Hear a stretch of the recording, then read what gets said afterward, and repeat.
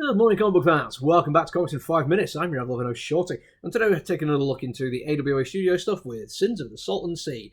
This one's popped up a few times, and nobody in my store has asked for it, but it seems the creators have fan-cast Charlie Hunnam in a role, and I quite like Sons of Anarchy, so I was like, yeah, go on, I'll load a couple of copies in and give it a go. And I'll get to the Charlie Hunnam a bit later, but it's a crime drama, unsurprisingly, with the look of it, and I was like, yeah, okay, crime's not really my genre of choice, but AWA have done some crime stuff I have enjoyed. They seem to have a knack for getting to stuff that is a little bit different, a little bit out of the ordinary.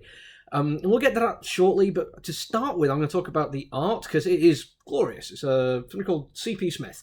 I'm not 100% familiar with their work. I'm fairly sure I've seen something before with them doing it, but I can't remember exactly what it is. This, if anything, is an improvement, though. They have a little back note at the end where they talk about the fact that their intention is to just make this fun in terms of doing the art.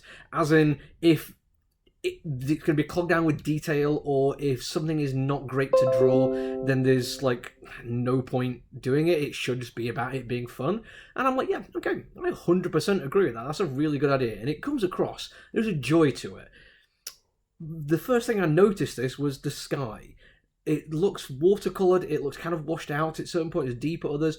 There's a different colour given to the sky at different times of day, obviously, in different places. It's California, there's like a kind of orangey brownness to it you need to.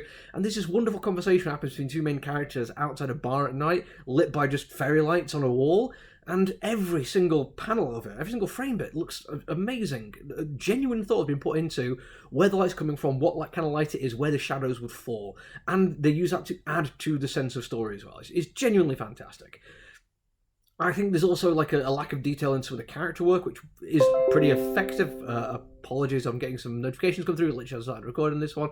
But the characters, sometimes in the middle of action sequences, the lack of detail, I think, does hamper a little bit. Again, I don't want him to put too much effort in if he's not getting the fun out of doing it, because an action sequence is a pretty jam-packed kind of thing with a lot of moving parts. If you just want to keep a natural flow to it rather than get into detail, I get that, but it is... If I'm going to criticise the art for anything, it's only going to be that.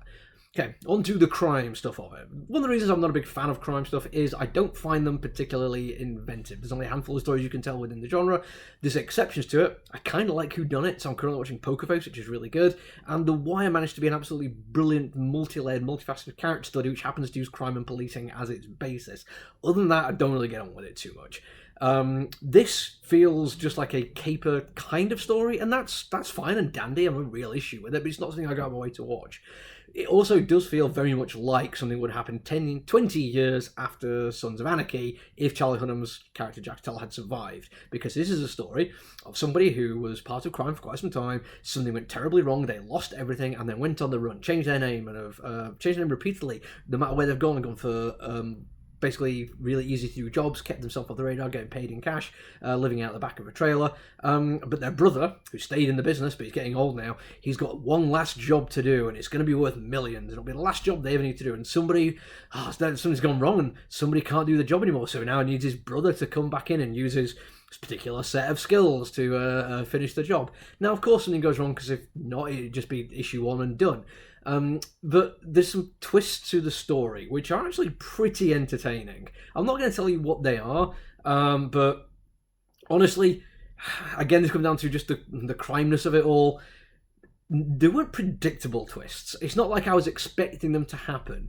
But because of how crime fiction stories tend to work, when these twists did happen, at no point was like, oh my gosh, I did not see that coming. It was like, oh yeah, that makes sense. Yeah, that's a perfectly reasonable next point in a plot beat to do in this story. And it is a little bit frustrating. It does take a little bit out of it for me. However, there's some back matter, and I think the back matter actually really saves it. Because for a start off, we get a little intro to the setting, Salton Sea, which I'd never heard of in my entire life. It's kind of nice to get a little bit of background information on that.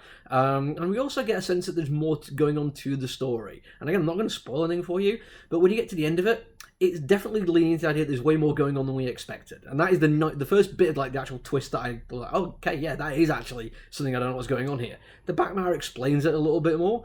And for all the little criticisms I've given of this comic book, I think I have to end it by saying I am 95% certain it's going to get better. It's a 5-issue miniseries. This is setting up a lot of stuff, and it's hitting a lot of very obvious crime caper beats, but it promises so much, and I think for a 5-issue miniseries, it's going to be enjoyable if nothing else. It's going to be like watching an episode or two of Sons of Anarchy, and even though, like I say, I'm not really into crime fiction stuff, they are just fun bits of things to watch, and it does feel like it's a TV movie or a few episodes of TV show which I would watch. So there we go.